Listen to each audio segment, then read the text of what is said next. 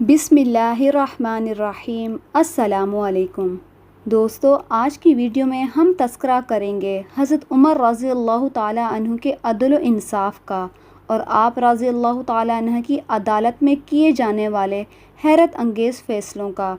हज़रत उमर रज़ी अल्लाह ताला अन्हु के हैरत अंगेज़ फ़ैसलों के हवाले से ये वाक़यात दिलचस्प होने के साथ साथ ईमान अफरोज़ भी हैं, लिहाजा वीडियो को एंड तक ज़रूर देखिएगा।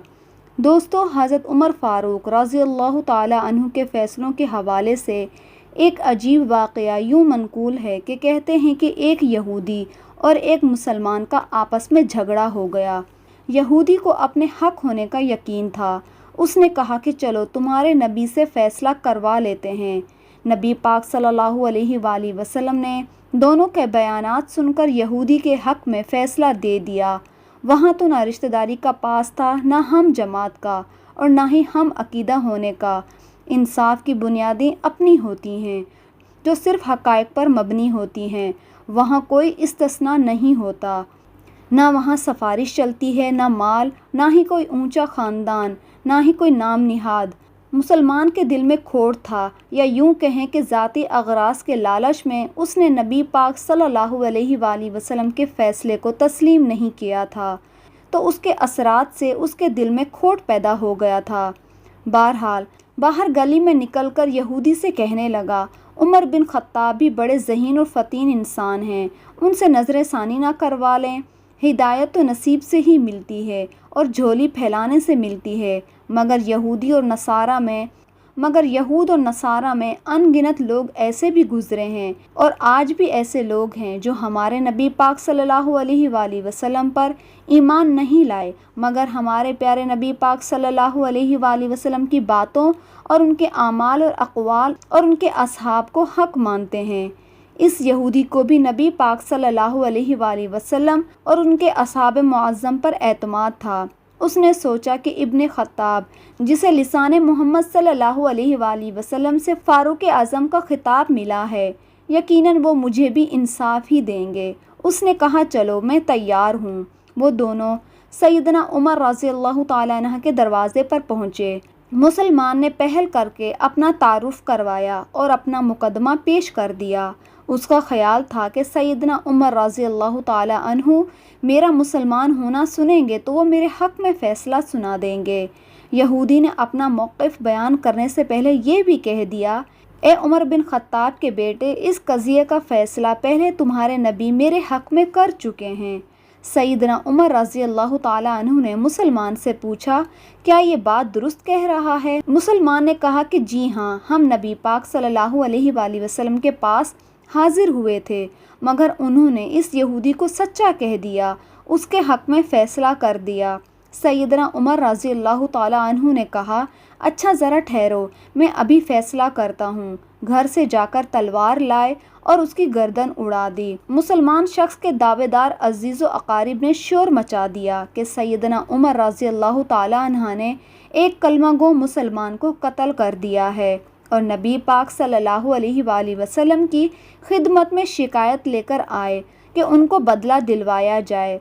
सरापाए अदल मोहम्मद रसूलुल्लाह सल्लल्लाहु अलैहि वसल्लम ने इब्ने ख़त्ताब को अपनी सफाई पेश करने के लिए तलब फरमाया। यहाँ इस्तिस्ना नहीं था कि उमर बिन ख़त्ताब को मलाए आला में अर्ज़ियाँ पेश करके इज़्ज़त इस्लाम मांग कर लिया गया था। जी हाँ दोस्तों, मुराद मुस्तफ़ा को मोहम्मद मुस्तफ़ा सल्लल्लाहु अलैहि वसल्लम ने कोई इस्तिस्ना नहीं दिया था। सर मोहम्मदी में कोई इस्तिस्ना ही नहीं, लेकिन रब्बुल आला रब्ब मुस्तफ़ा जल्ला जलालू को इब्ने ख़त्ताब का अदालत के कटहरे में खड़ा होना कब गवारा था। जो कोई भी दर नबवी में खुलूस दिल से पहुँचा, जिस किसी को भी सहाबियत का ज़रिया और ताज एक बार सरफराज कर दिया गया, फिर वो दो जहानों में कामयाब भी हो गया। इब्ने ख़त्ताब की आमद चंद कदमों में होने ही वाली थी, मगर इंसानी फ़हम से बाला फासलों से, यानी कि अर्श मौला से एक फ़ैसला लेकर जिब्रील अमीन हुज़ूर सल्लल्लाहु अलैहि वसल्लम की दरबार में हाजिर हुए और फरमाया, या रसूलल्लाह सल्लल्लाहु अलैहि वसल्लम, उमर सच्चे हैं, वो मक़तूल मुनाफिक था। या रसूलल्लाह सल्लल्लाहु अलैहि वसल्लम, आपके रब की कसम, जो बंदा جناب کے فیصلے کو دل سے تسلیم نہیں کرتا وہ مومن نہیں منافق ہے۔ جسے محمد صلی اللہ علیہ وآلہ وسلم کا فیصلہ منظور نہیں اس کا فیصلہ عمر کی تلوار سے ہوگا، اسے زمین کے اوپر رہنے کا کوئی حق نہیں۔ حضرت عمر رضی اللہ تعالیٰ عنہ کو صفائی کی گواہی پیش کرنے کی کوئی ضرورت نہیں۔ حضور صلی اللہ علیہ وآلہ وسلم کو حضرت عمر کی سچائی اللہ تعالیٰ نے خود پیش کی۔ سیدنا عمر رضی اللہ تعالیٰ عنہ کا فیصلہ ازلی اور ابدی کتاب الہی کا فیصلہ تھا۔ ابن خطاب کا یہ عمل اس پر آسمانی حکم۔ اب ہر سال ہر دن جہاں پر بھی قرآن مجید کی تلاوت ہوتی ہے وہاں پر حضرت عمر رضی اللہ تعالیٰ عنہ کے فیصلے بھی قرآن کریم میں بڑی عزت اور شان کے ساتھ تلاوت کیے جاتے ہیں۔ حضرت عمر فاروق رضی اللہ تعالیٰ عنہ کے فیصلوں کو قرآن نے اپنے الفاظ میں قید کر کے رکھ لیا کہ عمر درست ہے اور عمر درست کہتا رہے گا۔ دوستو، سچ تو یہ ہے کہ قرآن اور صاحب قرآن کو جس طرح سے اصحاب نبی پاک صلی اللہ علیہ وآلہ وسلم خصوصاً صدیق و عمر، عثمان اور علی رضی اللہ تعالیٰ عنہ نے سمجھا وہی حق ہے، اور آج بھی اگر کوئی ایمان اور اسلام کا دعوے دار رسول صلی اللہ علیہ وآلہ وسلم کے فیصلوں اور ان کے احکامات پر کوئی واویلا کرتا ہے تو وہ دھوکے میں ہے، وہ ایمان میں نہیں ہے، نفاق کا حامل ہے، یا دوسرے مفہوم سے یوں کہا جائے کہ نبی پاک صلی اللہ علیہ وآلہ وسلم کے اقوال، ان کے اعمال اور احکام سے روگردانی کرنا، وہ انسان نفاق کی اندھی کھائیوں میں گھرا ہوا ہے۔ اس سے پہلے کہ رجوع اور توبہ کا وقت ہاتھ سے نکل جائے، محمد اور محمد اصحاب صلی اللہ علیہ وآلہ وسلم کی راہ اختیار کر لینا ہی ضروری ہے، اور دارین کے لیے کامیابی بھی اسی میں ہے، جیسا کہ فرمان الہی ہے کہ تیرے رب کی قسم وہ ایمان والے نہیں ہو سکتے جب تک وہ اپنے اندر کے اختلاف اور جھگڑوں میں تجھے حکم تسلیم نہ کر لیں اور تیرے فیصلوں کو مان نہ لیں۔ حضرت عمر رضی اللہ تعالیٰ عنہ کے فیصلے، ان کی عدالت آج تک معروف و منقول ہے۔